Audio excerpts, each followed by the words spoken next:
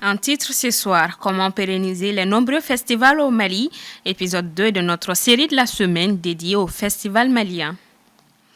Après la phase de poule de la Coupe d'Afrique des Nations Côte d'Ivoire 2023, le 8e de finale s'annonce avec de grandes affiches. Harouna Ouleldi Abdel Malik, numéro 2 de l'État islamique au Burkina Faso, serait mort. L'annonce a été faite par l'armée burkinabé qui affirme l'avoir neutralisé. Bonsoir à toutes et à tous. Merci de nous recevoir chez vous. Bienvenue dans ce 1945. Après la dissolution des conseils communaux des communes 2 et 4 du district de Bamako, le ministre d'État, ministre de l'administration territoriale et de la décentralisation, a annoncé ce mercredi 24 janvier au Conseil des ministres la dissolution des conseils communaux de Kati dans la région de Koulikoro et des Ankoulibaly dans la région de Douila. Paul Yapinguesson.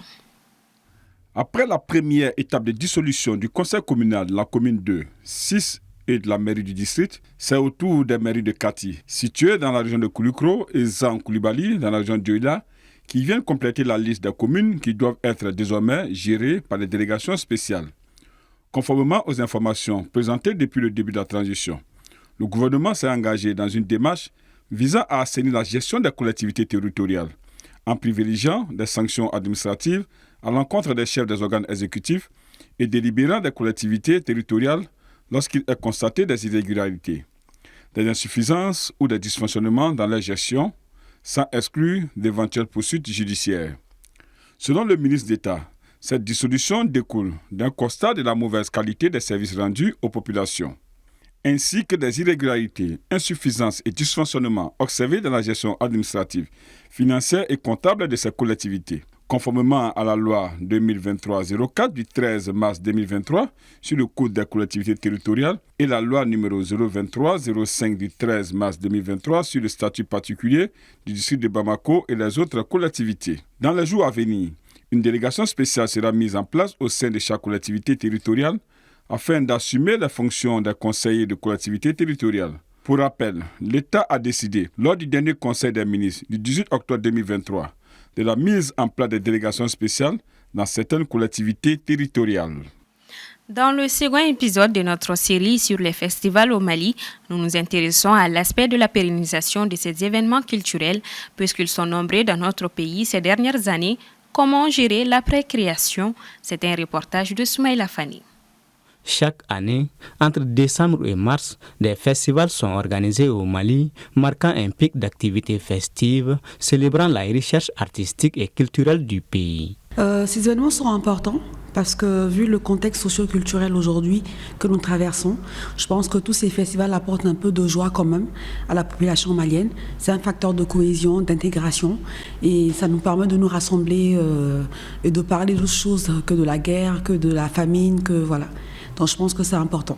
Aujourd'hui, quand l'artisan fait tous ces objets, il lui faut un marché pour écouler. Et le festival constitue une vitrine, un marché pour l'écoulement. Particulièrement à Ogobanya, nous donnons les stands à bas prix à tous ceux qui font les produits locaux. Exclusivement, c'est des produits locaux, plus de 200 boutiques sur une semaine. Il y a des artisans qui font la moitié de leur chiffre d'affaires de l'année pendant ce festival. Ainsi, pour mieux les promouvoir et à renforcer davantage leur impact sur la société, ces festivals doivent être pérennisés. Parce que quelque chose est sûr, ces espaces sont comme si on prenait les salles de spectacle et on les mettait dans les localités. Chaque festival représente une salle de spectacle. Donc la pérennisation, ça dépend de trois choses surtout. La première chose, c'est l'implication de la localité. La seconde chose, c'est la légalité. C'est-à-dire, les organisateurs ne peuvent pas se lever seulement sans avoir une certaine légalité nationale par rapport à ça. La troisième chose, c'est le contenu. Et ces trois éléments sont très très importants pour la mise en œuvre d'un festival ou pour la continuité et même la pérennisation d'un festival. Mais malheureusement, certains festivals peinent, car selon certains acteurs, manque de profondeur. Mais il y a un sage qui m'a dit il y a pratiquement un moment, un ou 2 mois, qui m'a dit que la différence se fait en fait dans la créativité, dans l'innovation. Donc ceux qui viennent pour copier, forcément ils ne vont pas durer. parce que c'est une copie conforme de certains événements. Et je trouve que c'est dommage, parce que vaut mieux se donner la main. On travaille ensemble comme ça, l'événement devient plus grand, plus malien, plus rassembleur, plus africain, et plutôt que de faire des actes isolés. Donc, mais on ne peut pas empêcher la copie. Maintenant, c'est de vraiment partir sur l'innovation, sur la créativité, comme le sage me l'a dit, c'est le ministre de la Culture d'ailleurs, il m'a dit vraiment il faut œuvrer pour l'innovation et la créativité. C'est vrai, certains vous pensent que tout le monde doit faire des festivals, non. Nous voudrons que chaque localité en fasse. Chaque région, nous voulons ça, mais dans la structuration des choses, dans l'organisation des choses. C'est pourquoi un contenu vide. La culture, c'est le contenu d'abord. Si tu n'as pas de contenu culturel, tu n'as pas de raison d'être. Notre combat, c'est que chacun exprime son identité, son contenu, sa culture, ainsi de suite. C'est pourquoi ces festivals-là sont des festivals morts-nés, parce qu'il n'y a aucun contenu, aucune quintessence. Selon ces observateurs, l'absence d'une vision et le manque de professionnalisme a contribué à l'échec de plusieurs festivals comme celui de Koumantoum, la Voix des femmes, le Festival international des arts et de la culture de Kita, entre autres. Sport football. Les affiches des huitièmes de finale de la Coupe d'Afrique des Nations sont désormais connues. Elles réservent plusieurs rencontres de choc, comme le Sénégal qui jouera contre le pays organisateur, le Mali face au Burkina Faso et bien d'autres. Je vous propose de suivre ce commentaire pour redécouvrir ces affiches avec Assetoumani Koulibaly. Ce sont 24 nations qui étaient en lice. Désormais, ils ne sont plus que 16 à poursuivre l'aventure. À l'EA Jacta S, le calendrier des huitièmes de finale est connu avec plusieurs grandes affiches. Le grand choc de ces huitièmes est l'affiche Nigeria-Cameroun ce samedi. En 2019, lors de la CAN, les deux sélections s'étaient déjà rencontrées à ce stade de la compétition et c'est le Nigeria de l'actuel Ballon d'Or Victor Osimhen qui l'avait emporté 3-2. Mais les Lions indomptables, qui reviennent de loin, sont revanchards et surtout disposent d'un ascendant psychologique sur les Nigérians dans l'histoire de la CAN. L'équipe se présente déjà en favori depuis le début de la compétition. Sur ces 5 CAN glanées, le Cameroun en a remporté 3 face au Nigeria en 1984, 1988 et 2000. Autre grande affiche de ces huitièmes, celle du Sénégal face au pays hôte, la Côte d'Ivoire. Les deux sélections ont des dynamiques opposées. Qualifiée à la dernière minute comme meilleure troisième grâce à une victoire du Maroc 1-0 face à la Zambie, la Côte d'Ivoire doit se faire pardonner l'humiliation 4-0 subie face à la Guinée équatoriale. Mais en face, les éléphants seront face à un mur. Celle du Sénégal, championne en titre et seule équipe à avoir remporté ces 3 matchs de groupe. La tâche s'annonce donc ardue pour les joueurs de Mers Fayet qui a remplacé le Français Jean-Louis Gasset, limogé après la débâcle de la phase de groupe. Au stade Amadou Gon Coulibaly de Korogo se jouera un autre duel ouest-africain. L'affiche opposant 2 des 3 pays de l'Alliance des États du Sahel. Le Mali, qui a fini en tête de son groupe, sera face au Burkina Faso le mardi 30 janvier. Le vainqueur de ce duel affrontera en quart de finale celui opposant la Côte d'Ivoire au Sénégal. Il y a de la revanche dans l'air aussi pour le match Afrique du Sud-Maroc. En juillet dernier, les Bafana sont devenus la première sélection à faire chuter le Maroc 2 ans depuis son parcours jusqu'en demi-finale de la Coupe du Monde 2022. Ainsi, 7 mois plus tard, les deux sélections se retrouvent. Les Lions de l'Atlas, qui ont eu un bon parcours en phase de poule avec 7 points, devront faire sans leur entraîneur Walid Regragui, suspendu pour 4 matchs, dont 2 avec sursis, par la CAF avec son altercation avec le Congolais Chancel Mbemba. Les autres affiches de ces huitièmes sont Angola-Namibie, la Guinée équatoriale face à la Guinée, le Cap-Vert sera opposé à la Mauritanie et l'Égypte, 7 fois titrée, sera face à la RD Congo. Nous restons avec Assetoumani Koulibaly pour évoquer les éliminations dès le premier tour de plusieurs cadres de la compétition. Ces derniers qui ambitionnaient une victoire finale sont sortis par la petite porte. Cette Coupe d'Afrique est pleine de surprises avec l'élimination des grosses équipes dès les phases de poule. L'Algérie, vainqueur de la CAN 2019, a été éliminé au premier tour pour la deuxième fois consécutive.